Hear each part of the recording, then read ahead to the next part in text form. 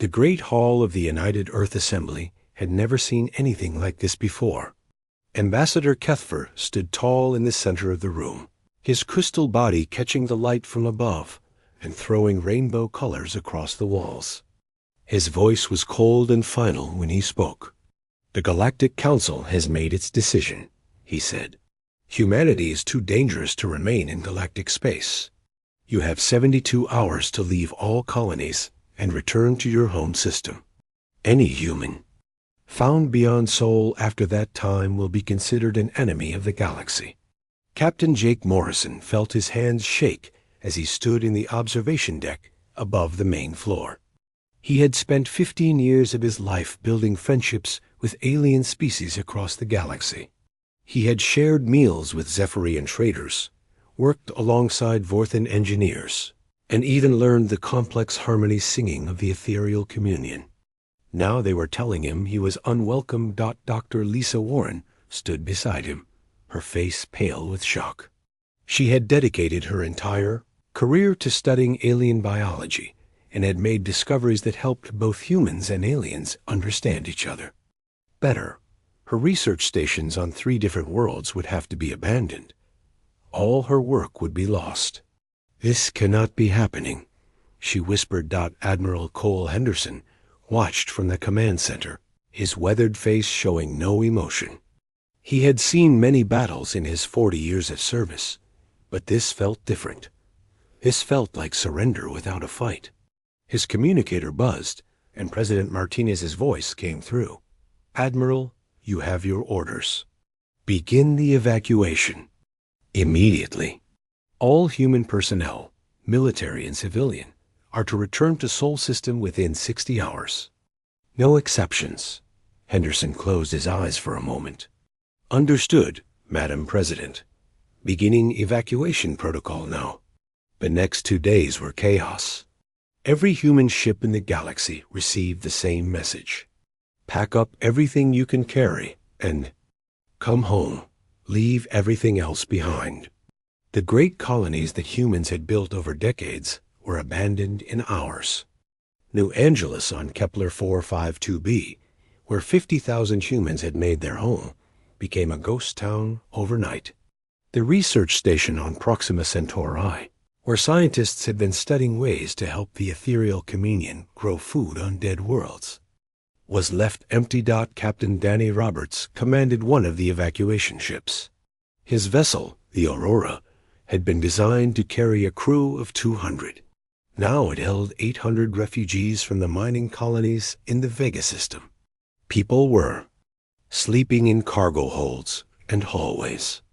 Children cried because they did not understand why they had to leave their homes. Adults stared out the windows at the stars they might never see again. "Captain," his first officer Amy Jackson said quietly, "the Zephyrian patrol ships are following. U.S. They are making sure we really leave." Roberts nodded grimly. "Let them watch. We have nothing to hide." On Earth, the government worked day and night to prepare for the returning millions. Cities that had been quiet for decades suddenly needed to house refugees from across the galaxy. Dr. Peter Sullivan, who ran the immigration services, had never dealt with anything this large before. His department had to find homes for 3 million people in just a few days. "We need to use the old underground cities," he told President Martinez during an emergency meeting. "The ones we built during the climate wars. They are not comfortable, but they will keep people safe and fed." General Ryan Brooks, head of Earth's defense forces, was worried about something else. "Madam President, our entire economy was based on galactic trade. 90% of our advanced technology came from other worlds. Our medicine, our energy systems, our communication networks. Without access to galactic markets, we will be isolated like never before." President Martinez looked tired. She had not slept in 3 days. "How long can we survive on our own?" "Years, maybe decades," Brooks replied. "But we will have to go backwards. No more faster-than-light travel beyond our own system. No more advanced medical treatments that require alien biotechnology. We will have to rebuild everything from scratch. Back in space, the last human ships were leaving the outer colonies. Commander Ben Torres was the final military officer to leave the Centauri sector. His small patrol ship carried the last group of researchers from the science station there. As they passed the edge of the system, he looked back at everything they were leaving behind. Dr. Helen Parker had worked on Centauri Prime for 12 years. She had been part of the team that helped the local ethereal population recover from a plague that had nearly destroyed them. Now she sat in the back of the ship, crying quietly. All those years of work, she said to no one in particular. All those friendships, gone. Torres wanted to comfort her, but he had no words. He was angry too. Angry at the Council for judging humanity so harshly. Angry at his own government for giving up without a fight. Angry at himself for following orders when every instinct told him this was wrong. The final ship to leave human space was the diplomatic vessel Harmony. Ambassador Karen Phillips had been Earth's representative to the Galactic Council for 8 years. She had worked tirelessly to build trust between humans and aliens. Now she was being expelled like a criminal dot as her ship crossed into Sol System. She sent one last message to the Council. You are making a terrible mistake. Humanity has been your partner, not your enemy. We have helped solve conflicts between species that had been fighting for centuries.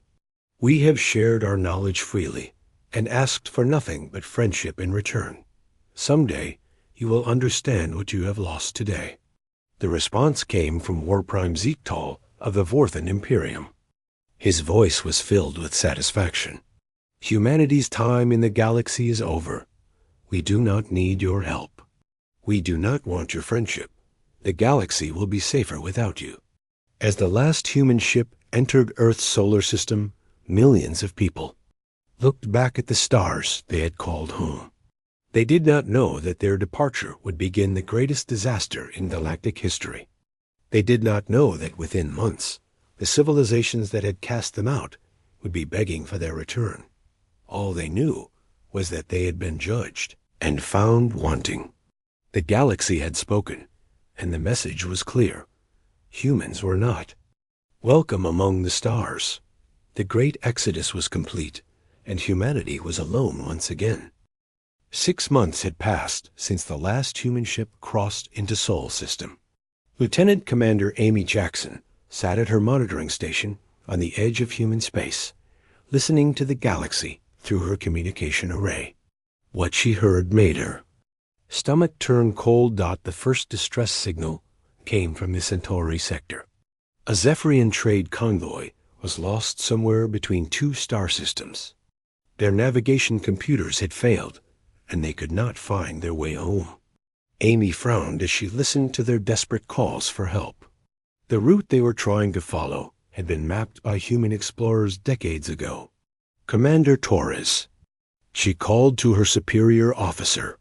The Zephyrians are having trouble with the trade routes. They seem lost. Ben Torres came over to look at her screen. He had been the last military officer to leave Centauri, so he knew those space lanes well. That is impossible, he said. Those routes are clearly marked. Any child could follow them. Amy played back the transmission. The Zephyrian captain was speaking in broken Common Galactic, the trade language that humans had helped develop. But something was wrong with his words. They were confused and unclear. Sir, Amy said slowly, I think they are trying to speak Common Galactic, but they are doing it wrong. The grammar is all mixed up. Torres realized what was happening. We were not just using the trade routes. We were maintaining them. And we were not just speaking Common Galactic. We were teaching it. More reports came in over the following weeks. Dr. Peter Solomon, now working as an intelligence analyst on Earth, compiled them into a disturbing picture. The Vorthan Imperium and the Krell hegemony had resumed their old border disputes. Without human diplomats to mediate their meetings, they could not understand each other's demands. The Vorthans speak in military terms, Sullivan explained to President Martinez during a briefing. Everything is about honor and strength. The Krell speak in economic terms. Everything is about profit and efficiency. Humans were the ones who translated between these different ways of thinking. President Martinez studied the reports with growing concern. Are you saying they are going to war? Because they cannot talk to each other? That is exactly what I am saying, Sullivan replied. Secretary of Defense Karen Phillips brought even worse news. The ethereal communion is reporting crop failures across 12 worlds. They are asking for emergency food supplies, but no one understands their requests. Their communication method is too complex for other species to interpret. The ethereals communicated through harmony singing, a beautiful but complicated system that required perfect pitch and timing. Humans had been the only species able to learn their language well enough to serve as interpreters. Now the ethereals were starving, and no one could understand their calls for help. General Ryan Brooks pulled up a holographic map of the galaxy. Red warning lights blinked across dozens of systems. Look at this pattern, he said. Every crisis is happening in areas where humans used to work as mediators, translators, or technical advisors. Captain Sam Mitchell, commanding a research vessel at the edge of human space, intercepted a transmission that made everyone realize how bad things were getting. A Zephyrian science ship was sending out a desperate plea for help. Please, we know humans are listening, the message said. The plague on Kepler 442b is spreading faster than we can treat it. 12 million souls will die without human medical knowledge. We have tried to use your old research, but we cannot understand your notes. Everything is written in ways we cannot follow. Dr. Lisa Warren, a xenobiologist who had been forced to abandon her research stations, listened to the transmission with tears in her eyes. My team developed the cure for that plague 2 years ago, she said. The formula is in our computers on Kepler 442b, but it is written in human medical terminology. Other species use completely different systems to describe diseases and treatments. The situation grew worse by the day. Captain Danny Roberts, now patrolling the outer edge of Sol System, intercepted fragments of news from across the galaxy. The great spaceport at Nexus Prime, which had been the center of galactic trade, was nearly empty. Ships arrived, but could not communicate with each other well enough to conduct business. The economy is collapsing, Roberts reported to his superiors. Without humans to facilitate trade between different species, they are reverting to dealing only with their own kind. On Earth, people watch the galactic news feeds with a mixture of sadness and anger. Dr. Helen Parker, who had spent years helping the ethereal communion, received secret messages from her former colleagues. The messages were barely understandable, full of desperate emotion, but lacking clear meaning. They are dying, she told the emergency council meeting, not just from disease and starvation, but from loneliness. Humans were their bridge to the rest of the galaxy. Without us, they are isolated on their worlds, unable to reach out for help even when they need it most. Commander Nick Davis, stationed on an orbital defense platform, detected something that shocked everyone. A massive battle had taken place in the Vega system between Vorthan and Krell fleets. Hundreds of ships had been destroyed, and thousands of lives had been lost. The war has started, he reported grimly. Intelligence suggests it began over a misunderstanding about mining rights. Each side thought the other was threatening them, but really they just could not communicate their positions clearly.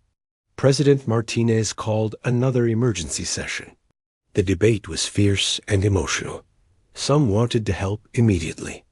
Others argued that the galaxy had made its choice and should live with the consequences. Dr. Amanda Foster, head of the Global Science Consortium, argued passionately for intervention. We have the knowledge to stop the plague that is killing millions of ethereals. We understand both Vorthan honor culture and Krell economic thinking well enough to mediate their conflict. People are dying because of politics. But General Patricia Stone remembered the humiliation of the forced exodus. "They called us dangerous barbarians," she said angrily. "They threw us out like garbage. Now they want our help when things go wrong. Let them solve their own problems." The argument continued for hours. Outside the council chambers, people gathered to watch the news feeds showing the growing chaos across the galaxy. Some felt sympathy for the aliens who were suffering. Others felt that justice was being served. Amy Jackson continued monitoring the galactic communications from her station. Each day brought new reports of disasters that could have been prevented if humans had been there to help. Trade routes abandoned, diplomatic meetings ending in confusion, scientific research projects failing because no one could interpret human data. The galaxy was discovering what it meant to lose the one species that had served as universal translators, mediators, and bridge builders. But humanity was discovering something too, the terrible weight of having the power to help and choosing not to use it. 1 year had passed since humanity's exodus, and the galaxy was burning.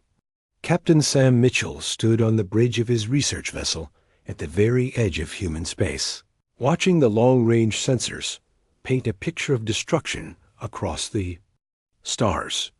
What he saw made him sick to his stomach. The Vorthen-Krell War had spread across 12 star systems. Entire worlds were being bombarded from orbit. The proud Vorthen fleet, once disciplined and honorable, was using weapons that violated every galactic treaty. The efficient Krell armadas were targeting civilian populations to break their enemies' will to fight.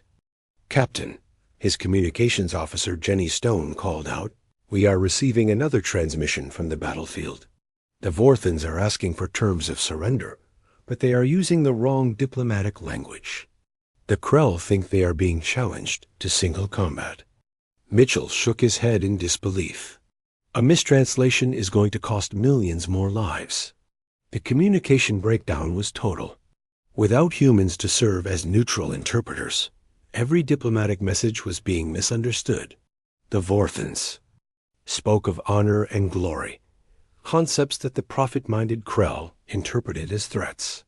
The Krell offered economic compensation for damages, which the Vorthens saw as attempts to buy their surrender. Dr. Lisa Warren, now working from a laboratory on Earth, analyzed intercepted medical reports from across the galaxy. The numbers were horrifying. The plague on Kepler 442b had killed 18 million ethereals and was still spreading. 3 other worlds were reporting similar outbreaks of diseases that human doctors had already learned to cure. "The treatments are right there in our old research stations," she told President Martinez during a video conference.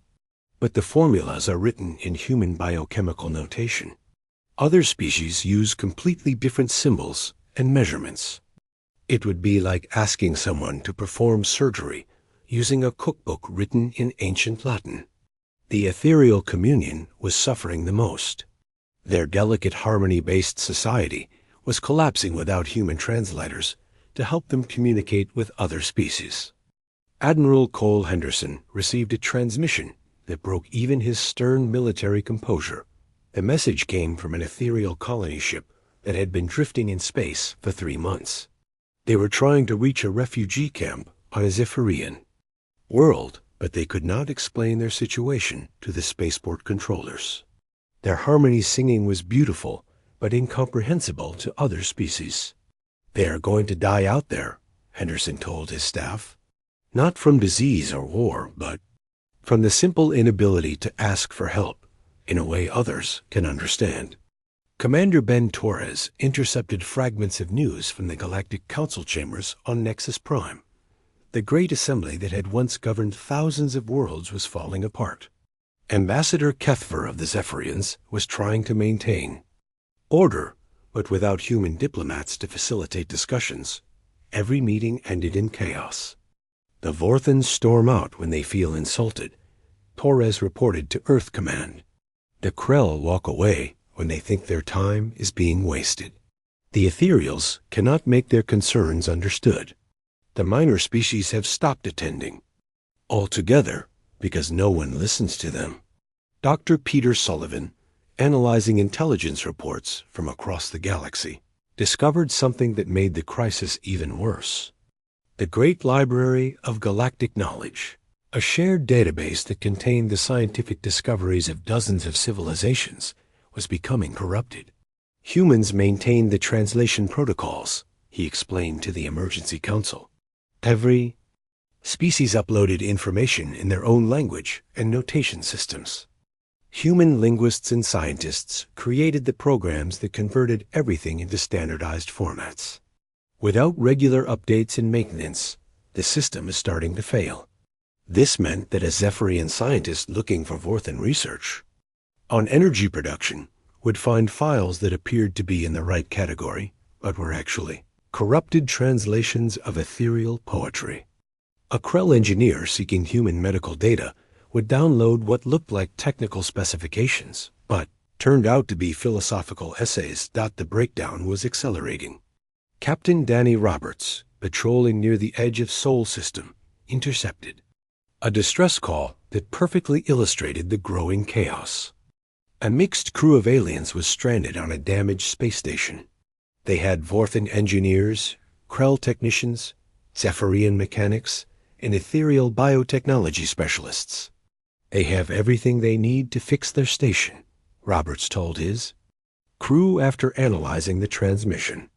But they cannot coordinate their efforts because they cannot understand each other well enough to work together. The Vorthans want to charge ahead with repairs. The Krell want to analyze the cost-benefit of each option. The Zephyrians want to follow proper procedures. The ethereals are trying to sing their suggestions, but no one knows what they mean. On Earth, the debate about intervention grew more intense. Dr. Helen Parker argued passionately for immediate action. We are watching civilizations that took thousands of years to develop collapse in months. Species that survived ice ages and asteroid impacts are going extinct because they cannot ask for help. But many humans were still angry about their treatment. General Patricia Stone spoke for them. They made their choice. They called us barbarians and savages. They said the galaxy would be better without us. Let them prove it. President Martinez found herself caught between humanitarian concern and wounded pride. Public opinion polls showed the population was deeply divided. Some wanted to help immediately. Others wanted to wait until the aliens formally apologized. Still others wanted to stay isolated permanently. Commander Nick Davis detected something that changed the nature of the debate. Long-range sensors showed Vorthan battle fleets moving toward the core worlds of the galaxy. Intelligence suggested they were planning to conquer Nexus Prime itself, the ancient neutral ground where the Galactic Council met. If Nexus Prime falls, Davis reported, the last hope for galactic cooperation dies with it. The Vorthans will try to rule through force. The Krell will respond with economic warfare, and every minor species will be crushed between them. Amy Jackson, still monitoring communications from her listening post, intercepted a transmission that made everyone realize how desperate the situation had become. It was Ambassador Kethfer of the Zephyrians, speaking not to his own government, but directly toward Sol System. We know you are listening, his message said. We know you can. Hear our calls for help. The Council was wrong to exile you. I was wrong to support that decision. But pride is a luxury we can no longer afford. If you do not return, everything we have built together over centuries will be destroyed within months. The message was a formal admission of guilt and a plea for help, but it also contained a warning. Other voices in the galaxy were not asking for human aid. They were blaming humans for the crisis, claiming that the chaos was somehow humanity's fault. Zeed Tull of the Vorthans had declared that human influence had weakened the galaxy, making other species dependent instead of strong. Some Krell economists argued that human trade practices had created artificial market conditions They were now causing the economic collapse. The galaxy was tearing itself apart, but not everyone wanted humanity to return. Some preferred destruction, to admitting they had been wrong. The question was whether the reasonable voices would survive long enough to be heard, or whether the extremists would finish what the exile had started. 18 months after humanity's exile, the great council chamber on Nexus Prime stood nearly empty. Ambassador Kethfer of the Zephyrians looked around at the few remaining delegates and felt his crystal heart grow cold. Where once hundreds of representatives from across the galaxy had gathered to debate and decide the future of civilization, now only a handful remained. The chamber itself showed signs of the growing chaos. Scorch marks on the walls where Vorthan delegates had lost their temper. Broken furniture from when Krell negotiators had stormed out of failed trade talks. The beautiful harmony crystals that the ethereals had gifted to the chamber lay cracked and silent, their songs no longer understood by anyone present. We have lost 17 member worlds to war, plague, or economic collapse, Kethfer announced to the scattered delegates. His voice echoed in the vast empty space. The Centauri. Colonies are abandoned. The Vega mining operations have shut down. 3 entire star systems have gone dark, and we do not know if anyone there is still alive. War Prime Zektol of the Vorthans sat in his chair with his head bowed. The proud warrior who had once dismissed humans as weak diplomats now looked broken and defeated. His fleet had won every battle in their war against the Krell, but victory felt hollow and entire worlds burned in the process. My people called them soft-hearted mediators, he said quietly. We believed that strength came from standing alone, from proving our superiority over others. We were wrong. The humans possessed something we lack, the ability to see beyond our own species' interests and find common ground where we saw only differences. Speaker Nithara of the Ethereal Communion flickered into the chamber, her ethereal form barely visible. Her people were dying by the millions, and they're beautiful. Harmony songs had become funeral dirges that no one else could understand or translate. Humanity did not just participate in galactic civilization, she sang in her melodious voice. They made it possible. They were the bridge between incompatible cultures, the translators of not just words, but of meaning and intent. Without them, we have discovered that we are strangers to each other, speaking different languages of the heart. Back in Sol System, Admiral Cole Henderson stood in the command center on Luna Base, watching the intelligence reports flow in like water through a broken dam. Each report brought news of fresh disasters across the galaxy. Captain Rebecca Hall, his intelligence chief, had stopped trying to categorize the different types of crisis. Everything was connected, and everything was falling apart. The death toll has reached 2 billion beings across 47 worlds, she reported with a voice empty of emotion. The Krell-Vorthan War is using planet-killer weapons now. The plague outbreaks have spread to 6 more systems. The economic collapse has left entire sectors without basic supplies like food and medicine. Dr. Tony Wright, Earth's chief strategic analyst, delivered the most shocking revelation. His team had spent months analyzing the pattern of galactic collapse, trying to understand why everything was happening so quickly and completely. We have identified the core problem, he said. Humans were the only species capable of what we took for granted, genuine empathy across species lines. Every other race, no matter how advanced, remained fundamentally tribal. They could cooperate with their own kind, but they could not truly understand or trust outsiders. Wright pulled up a holographic display showing the communication patterns that had existed before humanity's exile. Lines of connection spread out from human colonies and ships like a vast web, linking every part of the galaxy together. Look at this network, he continued. We were not just participants in galactic trade and diplomacy. We were the central nervous system that made it all work. Remove humans from the equation, and the galaxy loses its ability to function as a unified organism. Admiral Henderson stared at the display and realized the terrible irony.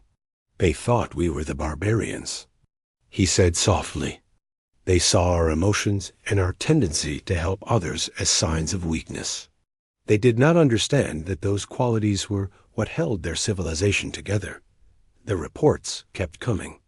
Commander Nick Davis detected massive fleet movements as various species pulled back to defend their home territories.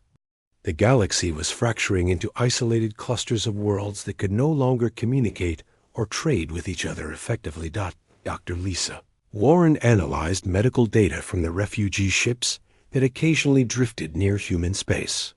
The diseases spreading across alien worlds were not even particularly dangerous ones. They were illnesses that human doctors had learned to treat decades ago. But the cures were written in human medical terminology, using human biological concepts that other species could not translate or understand. It is like watching someone die of thirst while standing next to a well, she told President Martinez during an emergency briefing. The solutions exist. The knowledge is there, but it might as well be on the other side of the universe for all the good it does them now. President Martinez looked older than her years. The weight of knowing that humanity could stop the suffering, but choosing not to, was taking its toll on her. Public opinion on Earth remained deeply divided. Some people wanted to rush out and save everyone immediately. Others insisted that the aliens had made their bed and should lie in it. Captain Sam Mitchell intercepted a transmission that changed everything. It was not an official diplomatic message or a military communication. It was a personal recording from a young ethereal named Lithari, speaking to her human friend Dr. Helen Parker, who had been forced to evacuate from their world. Helen, if you can hear this, please know that we remember you. The ethereal sang in broken common galactic. We remember how you taught us to grow food in the desert. We remember how you helped us communicate with the Zephyrian traders. We remember how you cried with us when the Red Plague took so many of our children. The message continued with heartbreaking simplicity. We do not understand why the Council sent you away. We do not understand why our leaders said you were dangerous. All we know is that when you were here, we could speak to the stars. Now we can only sing to the darkness, and no one hears our songs. Dr. Parker listened to the message with tears streaming down her face. She had dedicated her life to building bridges between species, and now she was watching those bridges burn while she sat safely on Earth. The galactic collapse was complete. The Vorthan Empire was conquering worlds by force because they could no longer negotiate with their neighbors. The Krell hegemony was hoarding resources because they could not arrange trade agreements with other species. The ethereal communion was dying in isolation because no one could understand their calls for help. But the most damning evidence came from the ruins of Nexus Prime itself, the ancient neutral ground where thousands of species had once gathered. In peace was now a battleground. The last meeting of the Galactic Council had ended in actual violence when delegates could not understand each other well enough to prevent a simple trade dispute from escalating into threats of war. Ambassador Kethver sent one final message toward Sol System before evacuating Nexus Prime. The great experiment is over. Galactic civilization lasted 5,000 years, but it took only 18 months to destroy once we lost the one thing that made it possible, the presence of a species capable of seeing past their own interests to the greater good of all. The galaxy had wanted humanity gone, and now they had their wish. But in getting what they wanted, they had lost everything they actually needed. 2 years after humanity's departure, a small fleet of battered alien ships appeared at the edge of Sol System. Captain Danny Roberts, commanding the interceptor Aurora, had been expecting this moment for months. The ships were nothing like the proud armada that had once demanded humanity's exile. These vessels bore scars from battle, patches from emergency repairs, and the desperate markings of refugees fleeing a dying galaxy. Unknown vessels, you are entering human space without permission. Roberts transmitted according to protocol. State your intentions or turn back immediately. The response came in a voice that was barely recognizable. Ambassador Kethfer of the Zephyrians, once proud and commanding, now sounded broken and desperate. Captain, we request permission to enter human space. We come not as conquerors or judges, but as supplicants. We come to beg for mercy. Roberts felt his hands shake as he processed the request. This was the alien who had read the exile decree. 2 years ago, the one who had called humanity too dangerous for galactic society. Now he was asking for permission to enter the system he had once forced them to retreat to. President Martinez, now in her final year of office, convened the Global Assembly to decide humanity's response. The great chamber in Geneva was packed, with representatives from every nation, every colony, every faction that had an opinion about what should happen next. The debate that followed would determine not just humanity's future, but the fate of billions of alien lives across the galaxy. Senator Carol White of the Pacific Union spoke first, her voice filled with barely contained anger. They cast us out. Like criminals, they called us barbarians and savages. They said the galaxy would be safer without us. Let them solve their own problems without crawling back to the species they despised. Her words were met with loud applause from many sections of the assembly. The humiliation of the exile still burned in human hearts. The forced abandonment of colonies and research stations, the desperate evacuation of millions of people, the years of isolation while watching the galaxy burn, all of it demanded justice. But Dr. Lisa Warren, the xenobiologist who had witnessed the original ultimatum, stood to offer a different perspective. Her voice was quiet, but it carried to every corner of the chamber. We have the power to save billions of lives. We have the knowledge to stop plagues, the skills to end wars, the ability to rebuild broken civilizations. The question is not whether they deserve our help. The question is whether we can live with ourselves if we withhold it. The debate raged for hours. General Patricia Stone argued that helping now would only validate the aliens' belief that humans would always be there to clean up their mistakes. If we rescue them every time they fail, they will never learn to stand on their own, she said. Dr. Tony Wright countered with cold strategic analysis. The galaxy is collapsing into permanent tribal warfare. If we do nothing, we will be surrounded by hostile, desperate civilizations that blame us for their problems. Our isolation will not protect us forever. Outside the assembly hall, people gathered in the streets to watch the debate on public screens. Public opinion polls showed the population split almost exactly in half. Some carried signs demanding justice for the exile. Others held pictures of alien children dying from diseases that humans could cure. Inside the alien fleet, waiting at the edge of the system, desperate preparations were being made for what might be humanity's final answer. War Prime Zek Toll of the Vorthans sat in meditation, preparing himself for the possibility that his proud warrior culture might finally face the extinction it had brought upon itself. Speaker Nithara of the Ethereal Communion sang softly to herself, a melody of hope and despair that told the story of her people's slow death from isolation and disease.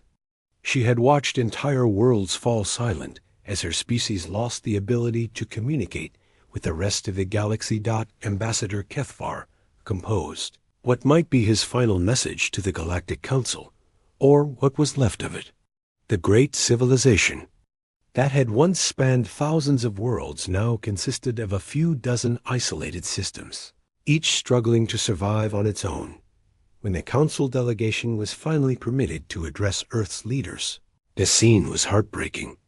These beings who had once commanded vast fleets and ruled over entire sectors of space now knelt before the human assembly like refugees begging for shelter. War Prime Zeke Tall The proud warrior who had dismissed humanity as weak spoke first. "We were fools," he said simply. "We thought strength was measured in military might and individual achievement. We did not understand that true strength lay in the ability to unite disparate peoples in common cause. That was humanity's gift, one we threw away in our arrogance."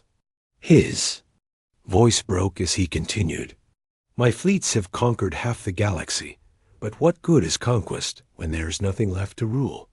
We have proven our strength by destroying everything we claim to protect." Speaker Nithara added her plea in the form of a haunting song that even humans could understand without translation. It spoke of children dying alone, of wisdom lost forever, of the beautiful connections between species that had taken millennia to build and only months to destroy. "We do not ask for forgiveness," she sang. "We ask for mercy. Not for ourselves, who made this choice, but for the billions who will pay the price for our mistake." Ambassador Kethver delivered the final plea. 17 worlds burn because we lacked your wisdom. Billions die because we rejected your compassion. We thought we were strong enough to stand alone, but we have learned that strength without unity is only sophisticated destruction. President Martinez looked out at the assembly, at the faces of the people who had been humiliated and exiled, yet still held the power to heal a broken galaxy. The weight of the decision pressed down on her like gravity from a dying star. "The question before us," she said finally, "is not whether they deserve our help. The question is whether we can live with ourselves if we withhold it. The question is not whether we are strong enough to stand alone, but whether we are wise enough to choose connection over isolation." The vote was close, closer than anyone had expected. But when the final count was announced, humanity chose compassion over vengeance, hope over anger, healing over justice. Dr. Adam Clark would lead the first wave of human-aid ships back into galactic space, not as conquerors returning in triumph, but as healers arriving where they were desperately needed. The medical ships carried cures for the plagues ravaging alien worlds. The diplomatic vessels carried translators who could rebuild the broken connections between species. The relief ships carried food, medicine, and hope to civilizations on the brink of extinction. As the rescue fleets prepared to depart Earth, Admiral Henderson reflected on the bitter lesson the galaxy had learned. Sometimes the greatest strength is revealed not in the ability to destroy, but in the grace to forgive and the wisdom to rebuild what others have torn down. The galaxy had wanted humanity gone, believing they would be stronger without them. Now they would learn what humanity was truly capable of when they chose to return not as conquerors, but as the bridge builders and healers they had always been. The stars were calling again, and this time humanity answered not with ships of war, but with hands extended in friendship to those who had cast them out. The greatest victory was not in proving they had been right all along, but in choosing to help even when help was undeserved.